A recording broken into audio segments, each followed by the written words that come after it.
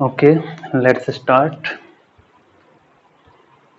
Hello, good morning students. आज अपना जो लेक्चर है वो बेसिकली कॉम्बिनेशन ऑफ एरर पर हम पढ़ने वाले हैं, जो कि यूनिट एंड डायमेंशन का मोस्ट ऑफ द इम्पोर्टेंट है और काफी आसान भी है। ठीक है, चलिए, तो इसमें अच्छे लेवल के क्वेश्चन बनते हैं, तो मजे से हम पढ़ेंगे आज अपना टॉपिक कॉम्बिनेशन ऑफ एरर।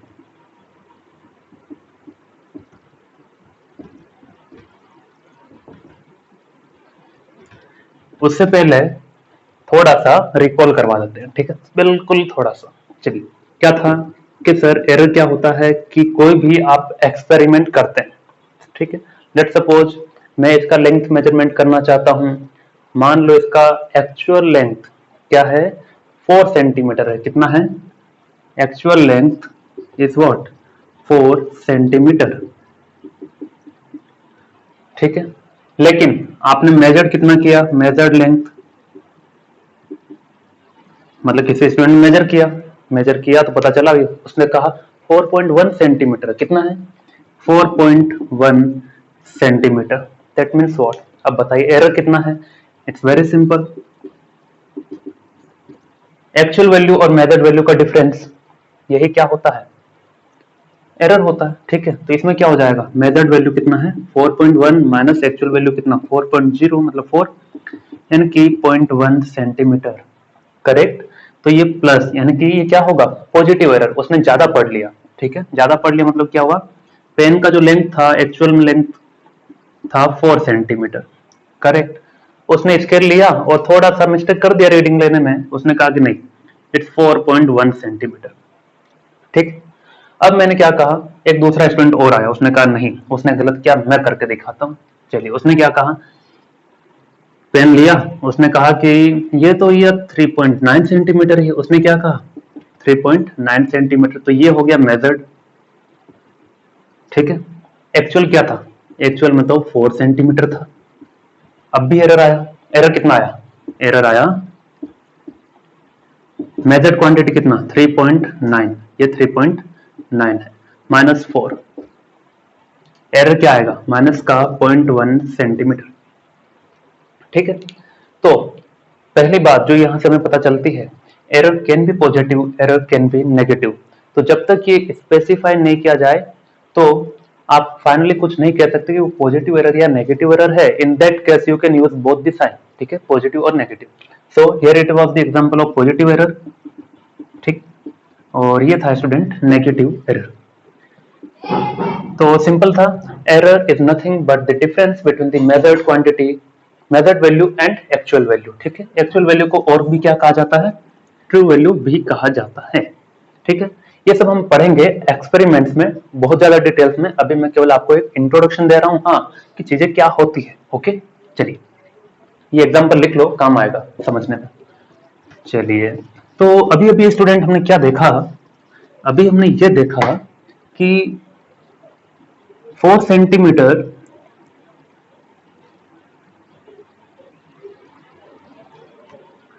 अच्छा, मॉडुलस लगा देते हैं या फिर नहीं भी लगा देते हैं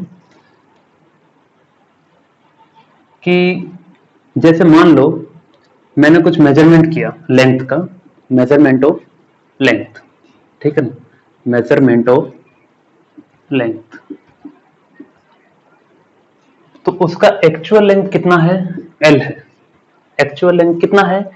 कैपिटल एल है। ठीक है, लेकिन जब आपने रीडिंग लिया तो कुछ एरर आपने पता किया। लेट सपोज कि एरर जो है वो क्या है? डेल्टा एल है। ठीक है, so delta L is, it is the error, it is the absolute error. What you can say?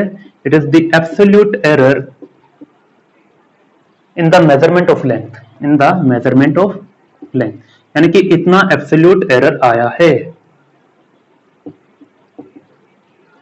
ठीक, लेकिन ये एरर पॉजिटिव भी हो सकता है और नेगेटिव भी हो सकता है। That's why I will use plus minus delta L, और ये बहुत बहुत इंपॉर्टेंट है ऐसे लिखना।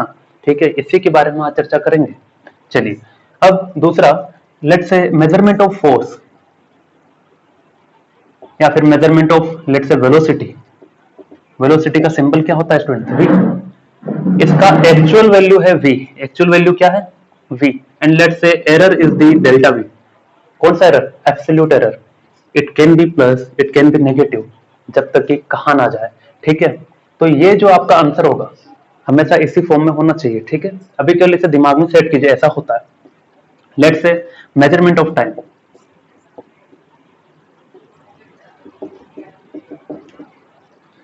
Is equal to symbol T.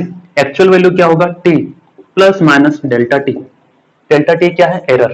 T क्या है? Absolute value. यहाँ भी क्या है? Absolute value of the velocity, absolute value of the length. ठीक है, absolute you can say actual value. ठीक है, एब्सोल्यूट से कंफ्यूज मत रखिए, इट्स ए एक्चुअल वैल्यू. ठीक है, it's an actual value. Numerical करेंगे सारी चीजें क्लियर होगी, बस अभी आप दिमाग में सेट कीजिए कि ऐसा ऐसा होता है. Actual value, it's absolute error in that particular quantity. Correct. चलिए, तो रिजल्ट जो भी हम लाएंगे इसी टर्म में लेकर आएंगे. एक खास बात और कि जो डेल्टा वाला टर्म होगा, जो डेल्टा वाला टर्म होगा, जो डेल्टा वाला टर्म होगा वो हमेशा स्मॉलर होगा. ठीक है, मैं याद दिलाऊंगा वापस जब न्यूमेरिकल करेंगे. ठीक है, चलिए, जो छोटी वैल्यू दिए रखी हो न्यूमेरिकल में वही आपका क्या होता है? डेल्टा वाला टर्म होता है. ठीक है, अब टॉपिक पर आते हैं. Topic student combination of error. ठीक है, कॉम्बिनेशन में हम क्या कॉम्बिनेशन पढ़ेंगे? We will study there are 4 types of the combination of the error. First, addition, subtraction, multiplication and division. Okay, addition, subtraction, multiplication and division. Okay, यानी कि addition of the error in addition of two physical quantities. ठीक है, error in addition of two physical quantities, two physical quantities. क्या है इसका मतलब? देखिए, let's suppose z is equal to a plus B. तो z, a and b. Office की चाबी? अरे ऑफिस की चाबी तो सर के पास है ना. Okay students, to be continue. Error in addition of the two physical quantities हम पढ़ रहे हैं, और let's suppose we are having the three quantities, three physical quantities z equal to a plus B में. क्या है? a, b और z तीनों क्या है? फिजिकल क्वांटिटीज है. पहला पॉइंट क्लियर. ठीक है, दूसरी बात, दोनों दो जो फिजिकल क्वांटिटी है वो तीसरे के साथ रिलेटेड है by an operation of addition, इसलिए इसका नाम क्या है? Error in addition. ठीक है, कहाँ एरर दिखाई नहीं दे रहा इसमें? तो ये सिंपल है, बहुत आसानी से समझेंगे. पहला पॉइंट इतना समझिए कि तीन फिजिकल क्वांटिटी है, उनमें रिलेशन क्या है? प्लस का है. ठीक है, now let's suppose absolute error in z, absolute error in z is equal to delta z. in z is delta z. ठीक है, absolute error in a is delta a and absolute error in b is delta b. Okay, तो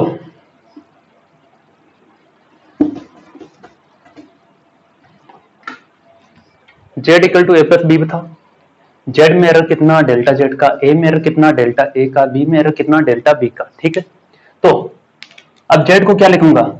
z को, ये वाले z को साथ में लिखेंगे डेल्टा z, क्योंकि उसमें एरर कितने का? डेल्टा z का. और वो एरर प्लस भी हो सकता है और माइनस भी हो सकता है, तो z plus minus delta z. ठीक, अब a में एरर कितना? डेल्टा a का, यानी कि a के साथ क्या लिखूंगा? a प्लस माइनस डेल्टा है. ठीक है, बीच में क्या है? प्लस, तो प्लस लगा दिया. फिर क्या है? b, b में एरर कितना? डेल्टा b का. क्या लिखेंगे? b plus minus delta b. यहां तक ठीक. ओके, ना इसे इक्वेशन 1 कह दिया. ठीक है, और ये वाली कहानी में मिटा दे रहा हूं। चलिए, तो z plus minus delta Z is equal to, इसको ओपन कर देते हैं, a plus minus as it is रखा, plus minus as it is, plus b plus minus delta b. यहां तक कोई दिक्कत नहीं है सर? इसको साथ लिख दे, कोई दिक्कत? a प्लस बी को नहीं, हम तो खुश हो जाएंगे और ज्यादा अगर ऐसा लिखते हैं तो, है कि नहीं? प्लस माइनस डेल्टा ए plus minus delta b, correct. अब देखिए, ये a प्लस बी किसके इक्वल है? a plus b can be written as z, ठीक है। So from equation 1 it can be written as, from equation 1 z is equal to what? a plus b, यानी कि a plus b को replace कर देंगे किससे? z से। Okay, so z plus minus delta z is equal to, ये z आएगा plus minus delta a plus minus delta b, ठीक। z से z कट गया, कट गया, क्या बच गया? Plus minus delta z is equal to plus minus delta a plus minus delta b, correct. अब plus minus delta z is equal to plus minus, ऊपर लिख देता हूं, ये वाला मिटा करके, plus minus delta z is equal to plus minus delta a plus minus delta b, plus minus common लिया, क्या बचेगा? Delta a plus delta b, और ये plus minus delta z, correct. Plus minus common लिया तो ये वाला बाहर आ जाएगा, क्या बचेगा? सिंपली प्लस बचेगा, और ये वाला तो इधर था ही, ये प्लस माइनस कैंसिल आउट, तो delta z is equal to what? Delta a plus delta b, ठीक है। ये लिखिए, फिर मतलब समझाता हूं, ठीक है। डेरिवेशन अपने स्टेट बोर्ड के अकॉर्डिंग इंपॉर्टेंट है, लेकिन न्यूमेरिकल कैसे हैंडल करने हैं that I will teach you now, okay. आगे बढ़ा जाए।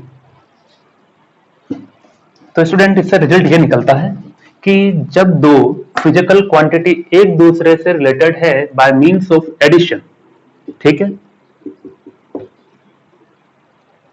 ओके, तो उसमें अगला स्टेटमेंट कहा था, if z is having absolute error of delta z, और a में एरर है डेल्टा a और b में एरर है डेल्टा b, तो फाइनल रिजल्ट ये आता है, यानी कि you can directly right this,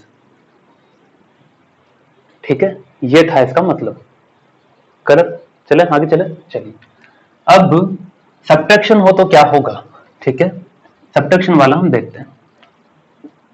तो ये तो कहानी थी एडिशन की, है ना। सब्ट्रैक्शन का हम देखते हैं। तो अब क्या होगा, पहले z equal to a plus B था, अब क्या आएगा? a minus B, okay, z equal to a minus B, correct. अच्छा, तो अब z में एरर कितना? z में एरर सर डेल्टा z का, a में एरर कितना? प्लस माइनस डेल्टा a का, और माइनस बीच में है, और b में एरर कितना? प्लस माइनस डेल्टा b का। यहां तक ठीक, बढ़िया। इसे इक्वेशन 1 नाम दिया, z plus minus delta z is equal to, open कर दो, सिंपल है ना, a plus minus delta a minus का b, अब माइनस साइन चेंज कर देगा, मतलब माइनस प्लस के साथ मल्टीप्लाई हुआ तो माइनस हो गया, माइनस माइनस प्लस, यानी कि उल्टा हो जाएगा, प्लस माइनस है तो माइनस प्लस आ जाएगा, तो कोई फर्क नहीं पड़ना है, तो you can write simply plus minus, ठीक है। या फिर चाहो तो ऊपर माइनस या नीचे प्लस, दोनों में से कुछ भी लिखिए, दोनों ही क्या है? सेम ही चीज है, ठीक है ना। उससे कंफ्यूज नहीं होना है, क्योंकि ये माइनस पहले मल्टीप्लाई होगा इस प्लस के साथ, तो माइनस इंटू प्लस क्या होगा? माइनस इंटू प्लस माइनस होगा, क्योंकि बीच में ब्रैकेट है इसलिए मल्टीप्लाई हो रहा है, और ये माइनस अब इसके साथ भी तो होगा, माइनस इंटू माइनस प्लस, इसलिए प्लस, और फिर क्या आएगा? डेल्टा बी, ठीक है। चाहो तो ऐसा भी लिख सकते हो, अब चाहे माइनस ऊपर लिखो या प्लस ऊपर, कोई फर्क नहीं पड़ना है, ठीक है। तो z plus minus delta z, a minus B को स्टूडेंट मैंने साथ में लिख दिया, कोई दुख वाली बात नहीं है, फिर ये लिख दिया प्लस माइनस डेल्टा है, अब plus minus delta B, plus minus लिखो या माइनस प्लस, कोई फर्क नहीं पड़ना है। a माइनस बी को क्या लिख सकता हूं? From equation 1 a minus B can be written as z, so from equation 1 a minus B is equal to what? z, ठीक है। तो इसमें मैंने लिखा Z plus minus delta Z is equal to Z plus minus delta A plus minus delta B. Z से Z खत्म हुआ, ठीक है, क्या आ जाएगा, तो ये आ जाएगा plus minus delta Z is equal to plus minus delta A plus minus delta B, ठीक। या फिर बहुत से लोगों को कंफ्यूजन रह भी ना जाए इसलिए मैंने माइनस प्लस ही रहने दिया, ठीक है। तो चाहो तो आप ये यही रख लो ताकि आपके दिमाग में कोई टेंशन रहे ना। इतना ठीक। चलिए अब क्या करेंगे स्टूडेंट, यहां पता चल रहा है कि 4 तरह के साइन कॉम्बिनेशन बन सकते हैं। क्या कि डेल्टा जेड का वैल्यू इतना लिखिए, फिर आगे बताते हैं। चलिए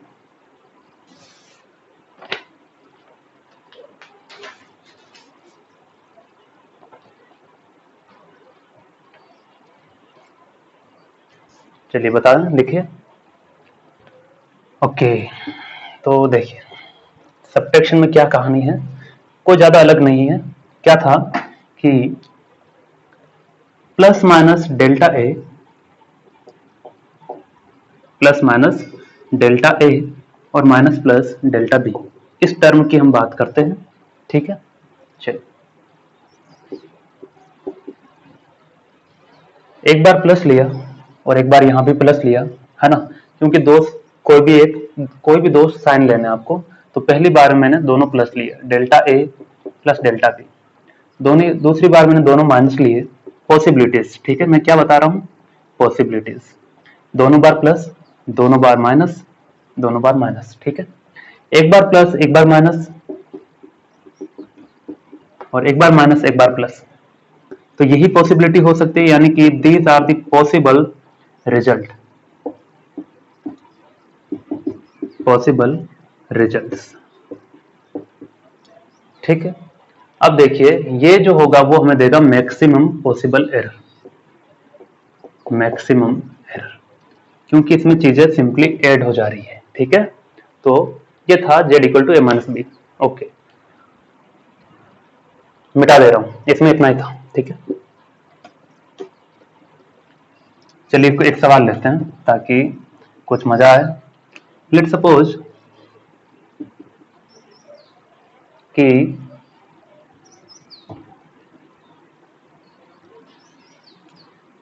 two resistance are there in series combination, two resistance in series combination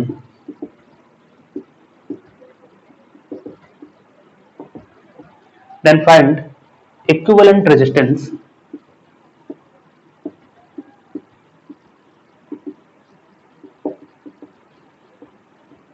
ठीक है। देखिए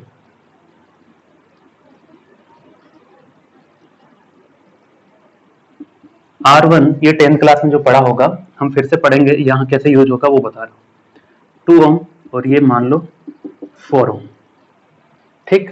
चलिए अब देखिए थोड़ा सा रिकॉल करवाता हूँ। अगर दो रेजिस्टेंस R1 और R2 सीरीज कॉम्बिनेशन में है, कौन से कॉम्बिनेशन में है, सीरीज कॉम्बिनेशन में है, तो उनका R इक्विवेलेंट क्या आता है, R1 प्लस R2 आता है, ठीक है। यहां तक बात समझ में आती है। चलिए लेकिन हमें जो इक्विवेलेंट रेजिस्टेंस लिखना है वो एरर एनालिसिस में लिखना है, यानी कि इक्विवेलेंट जो रेजिस्टेंस होगा, इक्विवेलेंट रेजिस्टेंस वो कुछ ऐसा होगा कि R equivalent plus minus delta R equivalent. याद आया स्टार्टिंग में जो बताया था, T plus minus delta T, R plus minus delta R, L plus minus delta L, R equivalent plus minus R delta R equivalent, ठीक है। चलिए अब देखिए पहला सिंपल, R1 है अपना कितना 2 ओम, R2 कितना है 4 ओम, सीरीज कॉम्बिनेशन है तो सिंपली क्या हो जाएगा, ऐड हो जाएगा, यानी कि R इक्विवेलेंट कितना आ गया, R1 plus R2 is comes out to be 2 plus 4 which comes out to be 6 ohm, यानी कि इस R इक्विवेलेंट का वैल्यू कितना आ गया 6। अब मुझे निकालना है क्या, delta R equivalent, plus minus खुद से लगाना होता है, ठीक है। अब देखिए डेल्टा आर क्यू निकालने के लिए, तो यहां पर देखो सीरीज कॉम्बिनेशन में R equivalent equal to R one plus R two होता है क्या? हाँ सर। तो ये कुछ ऐसा कॉम्बिनेशन है क्या Z equal to A plus B वाला? हाँ सर, ऐसा ही तो है, Z equal to A plus B.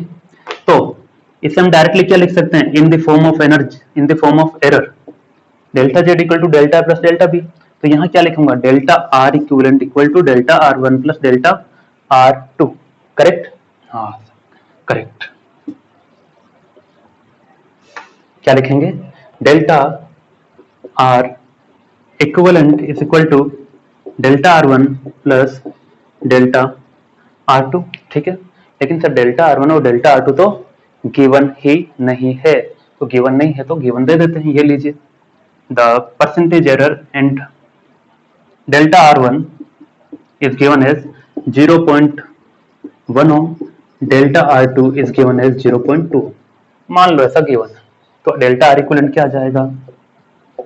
ये मैंने बस एक एग्जांपल लिया है समझने के लिए, ठीक है। कितना आ गया भाई? 0.3 ओम, है ना। तो डेल्टा आर इक्विवेलेंट कितना आ गया? 0.3, और ये कितना आ गया? 6। यानी कि लिखो equivalent resistance, final result equivalent resistance R equivalent plus minus delta R equivalent क्या आएगा? आर इक्विवेलेंट आया 6 plus minus delta R equivalent आया 0.3। अब इस पर चर्चा करते हैं, इसका मतलब क्या है? इसका मतलब ये था स्टूडेंट्स, ये लिख लीजिए पहले,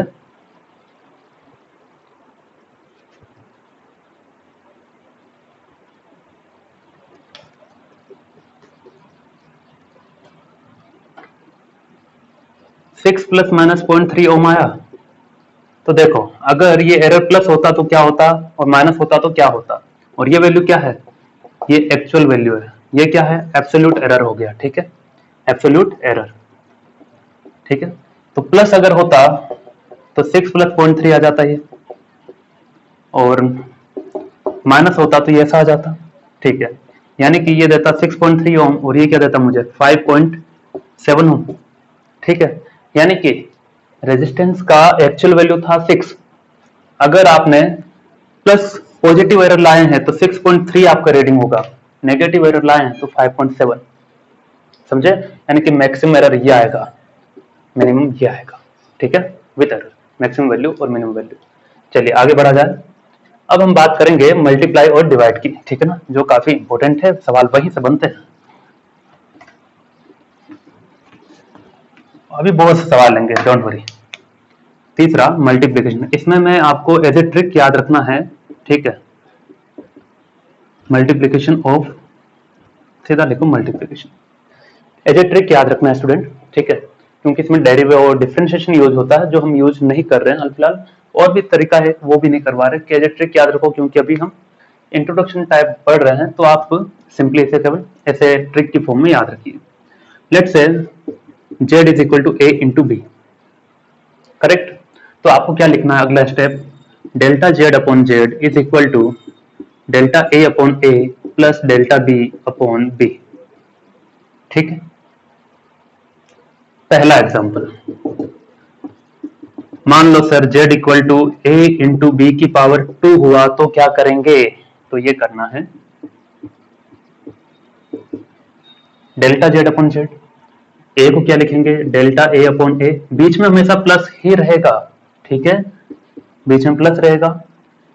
पावर कितनी है? 2, तो power will come in front, ठीक है, so 2 delta B upon b, ठीक है।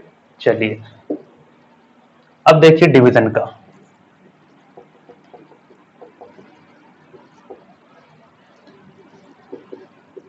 a अपॉन बी इस तरह से रिलेटेड है, तो इसे भी क्या लिखेंगे? Delta Z upon z is equal to, a को क्या लिखेंगे? Delta a upon a. अब बी का क्या करेंगे सर? बी का भी क्या करेंगे? एवरीथिंग विल बी प्लस, यानी कि डेल्टा बी अपॉन बी, इसे भी प्लस ही लिखेंगे। तो ट्रिक का नाम लिखो, एवरीथिंग विल बी प्लस,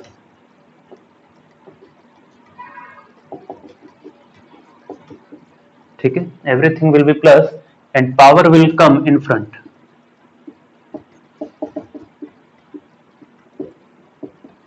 ठीक है, अब इसके सवाल करेंगे और दुनिया खत्म हो जाएगी इसी के साथ। ठीक है, लिखा।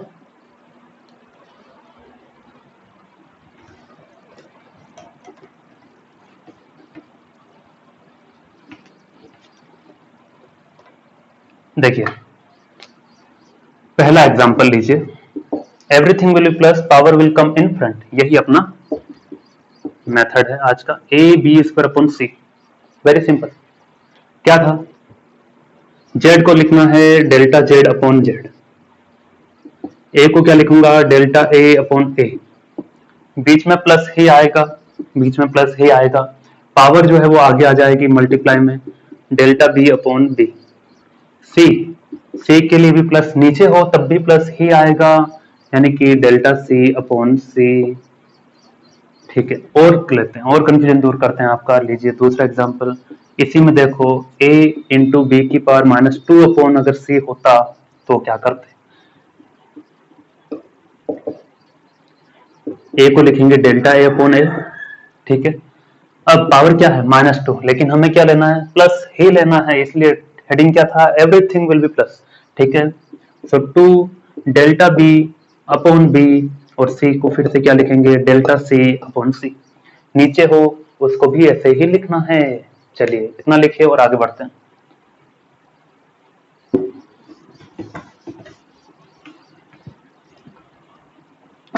चलिए और एग्जांपल ले, z equal to a square b की पावर 4 ई स्क्वायर डी की पावर 1/4। ठीक है, z को क्या लिखूंगा delta z upon z is equal to a को लिखूंगा डेल्टा ए अपॉन ए। ठीक है, पावर कितनी है 2, आगे आ गई। बी को लिखूंगा delta B upon B, power कितनी 4, आगे आ गई, बीच में क्या रहेगा प्लस ही रहेगा। ई को क्या लिखूंगा डेल्टा ई अपॉन ई लिखूंगा, पावर कितनी 2, सामने आ गई, बीच में प्लस ही रहेगा। 1/4 आगे आ गया, क्या रहेगा डेल्टा डी अपॉन डी ही रहेगा। ठीक है, ये हो गया। चलिए अगला एग्जांपल, अगर मैं ये ऐसा कर दूं e की पावर -3 कर दूं, यहां पर -1/2 कर दूं, तब क्या होगा, तब देखिए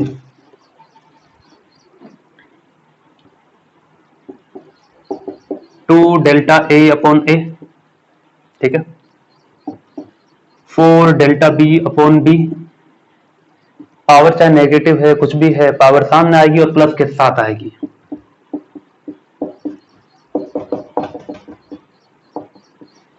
ठीक है, एरर एनालिसिस का कोई भी सवाल इस ट्रिक से बन जाएगा। ठीक है, कहीं नहीं रुकने वाले आप, कोई सा भी सवाल इसी कंसेप्ट से बनेगा। ठीक है, आगे बढ़े। चलिए आप आगे इसमें ये आता है कि डेल्टा जेड अपॉन जेड तो क्या होता था students, delta Z upon z, delta a upon a, delta x upon x, ये हमने पढ़ा था। कहां कहां कहां कहां पढ़ा था, फ्रैक्शनल एरर, फ्रैक्शनल एरर जिसे हम कहते थे रिलेटिव एरर। क्या फ्रैक्शनल एरर को अगर 100 से मल्टीप्लाई कर दूं तो परसेंटेज एरर आएगा क्या, हाँ एकदम सही। सो अगर आपने किसी को 100 से मल्टीप्लाई कर दिया then you will get the percentage error. तो इतना आसान था। तो 2 delta a upon a into 100% plus 4 delta B upon b into 100% plus 3 delta e upon e into 100%, ये सभी परसेंटेज एरर में आ गए। ठीक है, लिख लीजिए। अगला सवाल लेते हैं एक,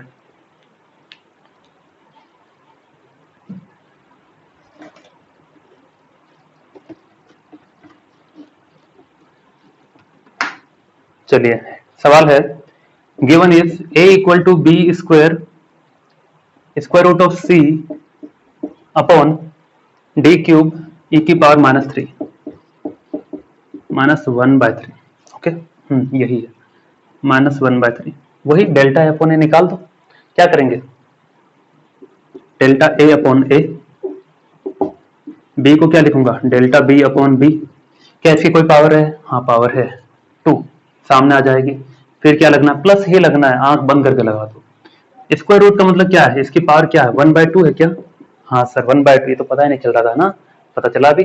पावर कितनी 1/2, ये सामने आ जाएगी, delta c upon c plus 3 delta d upon d plus 1/3 delta e upon e. ठीक है, चाहो तो परसेंटेज एरर में कन्वर्ट कर सकते हो बाय मल्टीप्लाइंग बाय 100। ओके, चलिए आगे बढ़ते हैं, लिख लीजिए इसे आराम से।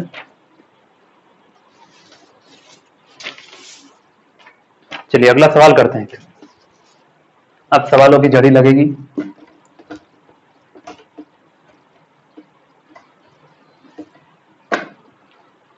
पहला, length of the pendulum is 100 centimetre, length of the pendulum is 100 centimetre,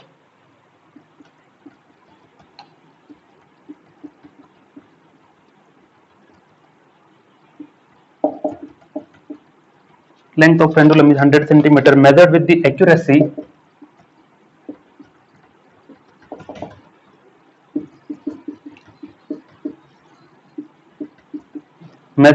accuracy of 1 millimeter। 1 millimetre समझते हो कि नहीं? 1 इंटू 10 की पावर -3 साइंटिफिक नोटेशन जिसे हम कहते हैं। ए stopwatch oscillates with resolution 0.1 second, measures 100 oscillations, then time period is 2 seconds,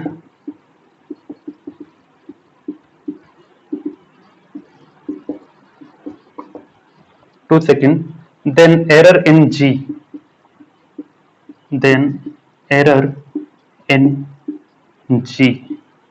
G क्या है student? Acceleration due to gravity, acceleration due to gravity.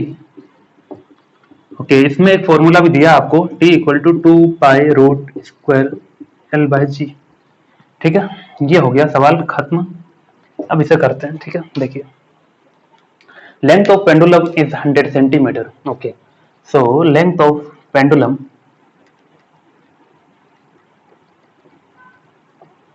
100 centimetre, measured with the accuracy of 1 millimetre, यानी कि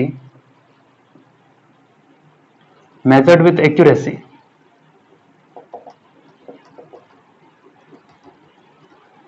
1 millimetre.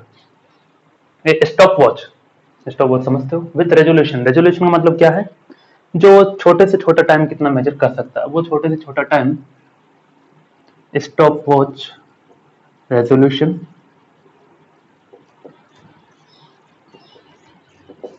0.1 second. Okay, कितने oscillation करता है? Oscillation का मतलब क्या है? पेंडुलम है ये, यहां से यहां गया, यहां से यहां आया, यहां से यहां गया, यहां से यहां आया, इसी को क्या कहते हैं? ऑसिलेशन कहते हैं। यानी कि यहां से यहां जाना, यहां से आना, ये एक ऑसिलेशन। यहां से गया फिर आया, तो ये एक ऑसिलेशन। ऐसे कितने ऑसिलेशन किए? 100 ऑसिलेशन। ठीक है, तो उसने कहा है कि टाइम पीरियड कितना है? 2 सेकेंड। मतलब कि जो पेंडुलम है जब एक चक्कर यहां से यहां लगाता है वापस, तो उसका टाइम पीरियड कितना है? 2 सेकेंड। यानी कि एक चक्कर में टाइम कितना लगता है? 2 सेकेंड। तो बताओ 100 चक्कर जब लगाएगा कितना टाइम लगेगा?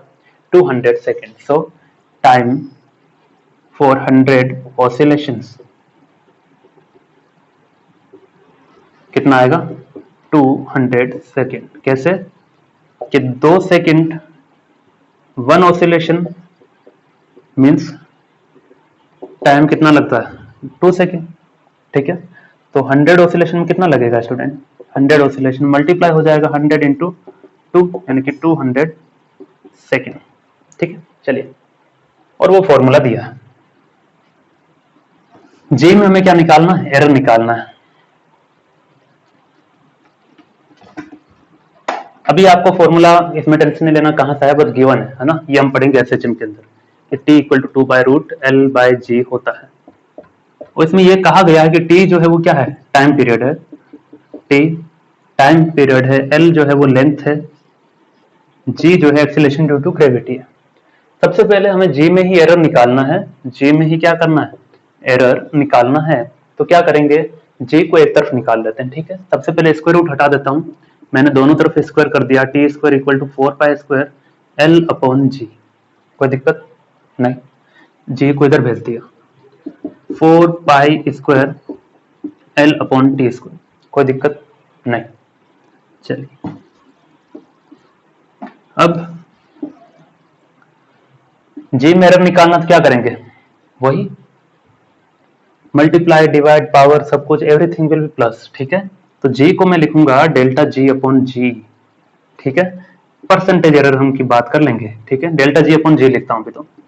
4 तो कांस्टेंट है, ये भी कांस्टेंट है, पाई कांस्टेंट वैल्यू है, इनका कोई रोल नहीं होगा एरर में क्योंकि चेंज ही नहीं होगी। एल, एल को क्या लिख दूंगा, delta L upon L, power 1 ही है, प्लस आएगा everything will be plus, power 2 है इसका, सामने आ गया ये 2 डेल्टा टी अपॉन टी, ठीक। चलिए अगर मुझसे पूछा जाए कि परसेंटेज एरर कितना, तो वो भी निकाल लेंगे, ठीक है। चलिए देखते हैं हल। ओके, अब डेल्टा एल कहाँ है, एल कहाँ है, डेल्टा टी कहाँ, टी कहाँ, नहीं पता। जी तो हमें पता होता है कि जी कितना होता है भाई अर्थ के लिए 9.8 मीटर पर सेकंड स्क्वायर, ठीक है। डेल्टा एल डेल्टा टी सब कुछ नहीं पता। तो देखो मैंने कहा था जो डेल्टा वाला टर्म होता है वो स्मॉलर वैल्यू होती है, डेल्टा वाला जो टर्म होता है स्मॉलर वैल्यू, बाकी जो है वो क्या है कैपिटल वाली वैल्यू। कैसे देखिए, लेंथ ऑफ पेंडुलम है 100 सेंटीमीटर, वो मेजर की गई किसके साथ, एक ऐसे इंस्ट्रूमेंट के साथ, उस इंस्ट्रूमेंट का एक्यूरेसी कितना 1 मिलीमीटर, मतलब क्या है एक ऐसे डिवाइस से मेजर किया गया है, वो डिवाइस छोटे से छोटी लेंथ जो होती है वो 1 मिलीमीटर तक क्या कर सकता है, मेजर कर सकता है। तो दोनों ही क्या है लेंथ है, लेकिन छोटी कौन सी है, ये 1 मिलीमीटर बहुत छोटा है। तो ये क्या है डेल्टा एल है, क्या है ये डेल्टा एल है, और ये क्या है एल, क्योंकि ये इससे बड़ा है। सब पता चला।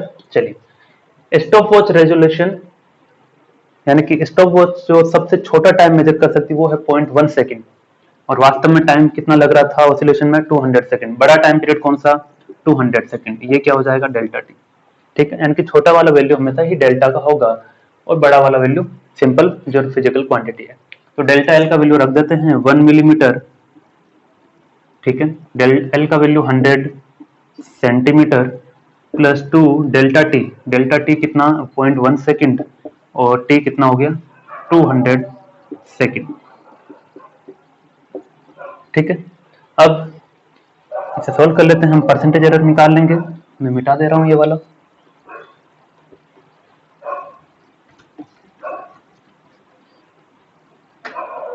सो परसेंटेज एरर, हाँ लिख लेना क्वेश्चन में कि परसेंटेज एरर ही पूछा, ठीक है, कोई दिक्कत नहीं। 1 मिलीमीटर को क्या लिख देंगे 1 इंटू 10 की पावर -3 अपॉन 100 सेंटीमीटर, ये मीटर में है, इसको भी क्या करेंगे मीटर में कन्वर्ट करेंगे। सो 10 की पावर -2 से कन्वर्ट किया तो मीटर में आ गया, मल्टीप्लाइड बाय 100 करेंगे तभी तो परसेंटेज एरर में आएगा, correct. 2 into 0.1 upon 200 into 100%, correct. चलिए अब ये खेल खत्म होता है, यहाँ पर क्या आ जाएगा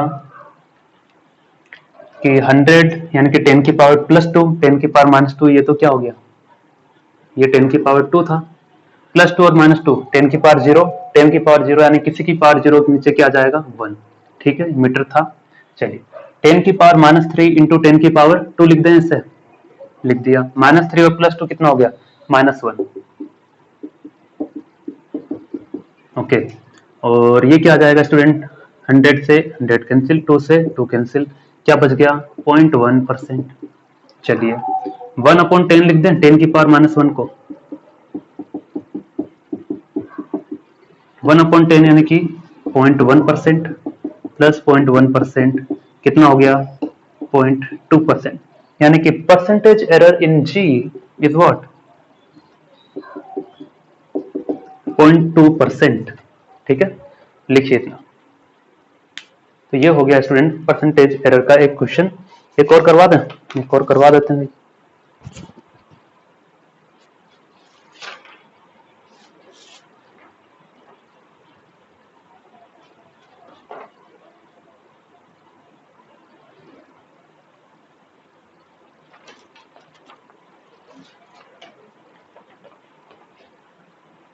चलिए एक और लिखिए,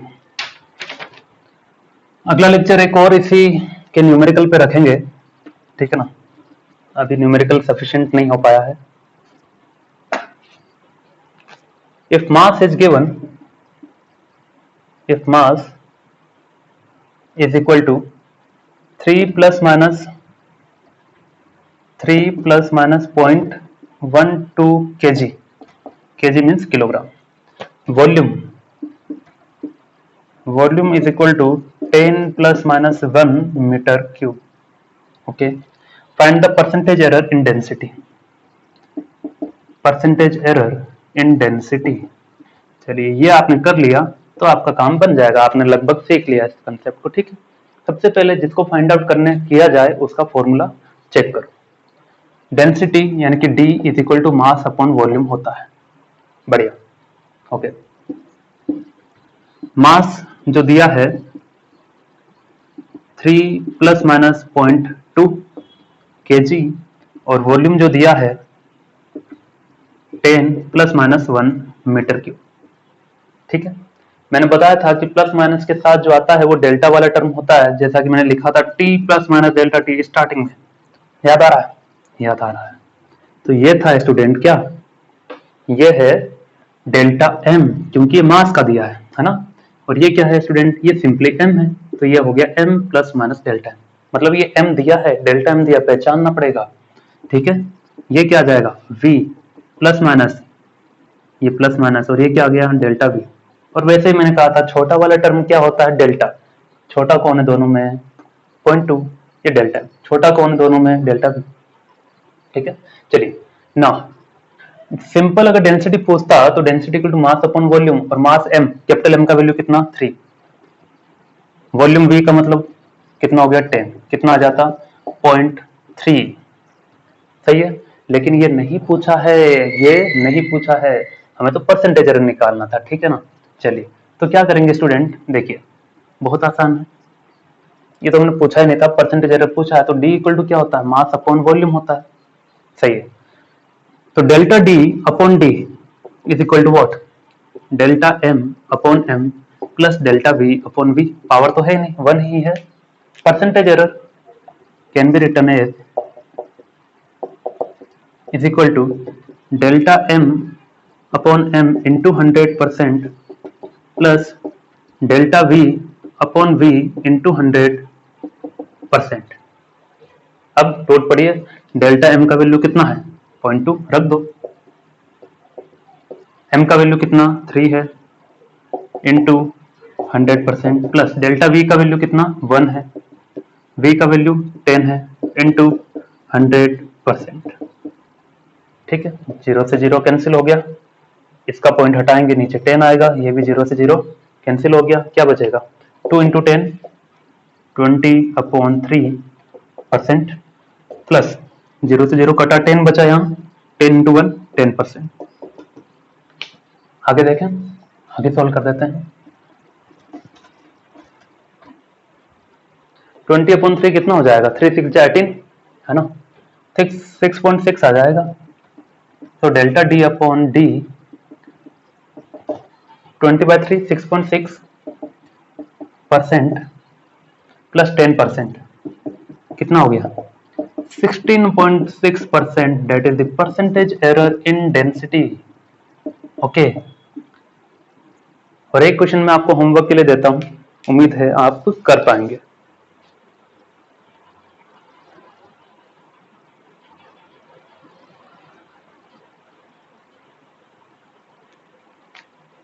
इफ द परसेंटेज एरर, चलिए एक और करवा ही देते हैं, होमवर्क क्या है ना,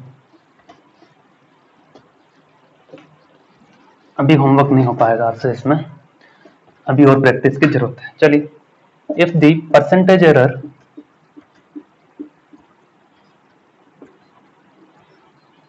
error in the volume of sphere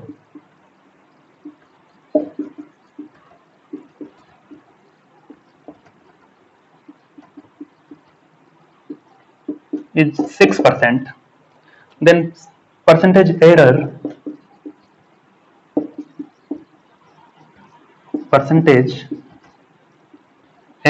अगर ये क्वेश्चन आपसे हो जाता है खुद से, then it's well and good, ठीक है ना, इन एरिया ऑफ स्फीयर। अगर नहीं हो पा रहा तो अगले लेक्चर में तो कंफर्म ही होने लग जाएगा, क्योंकि नंबर ऑफ प्रॉब्लम ही इतना करवा दूंगा मैं, है ना।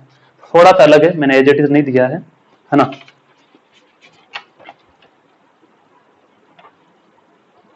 Okay, if the percentage error in the volume of the sphere, ठीक है, 6% दिया है। सो वॉल्यूम ऑफ स्फीयर होता क्या है, पहले तो ये पता करते हैं। स्फेरिकल ऑब्जेक्ट यानी ऐसा, फुटबॉल देखा है, देखा है, उसका वॉल्यूम होता है 4/3πr³। ठीक है, अब इसमें परसेंटेज एरर बताओ तो मुझे, delta V upon V into percent 100% हो गया। इसका कोई रोल नहीं, इसका कोई रोल नहीं। पावर कितनी, 3 है तो बाहर आएगी, मतलब सामने आ जाएगी, इंटू 100%। सही है। अच्छा, इसका वैल्यू दिया है क्या, परसेंटेज एरर इन वॉल्यूम कितना, 6%, ये गिवन है, ये 6%। 3 delta R upon R into 100%। ठीक है। अच्छा, 3 को इधर भेज दें तो क्या आ जाएगा, 2% इज इक्वल टू 3 2 6, कट जाएगा, है ना।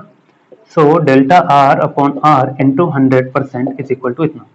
यानी कि इस जानकारी से तो ये पता चला, ठीक है, कि रेडियस में जो आर क्या है, रेडियस है, change percentage change in radius is 2%। Okay, तो इसने कहा है कि find the percentage error in area of sphere. Area of sphere क्या होता है, अब इसकी बात कर लेते हैं।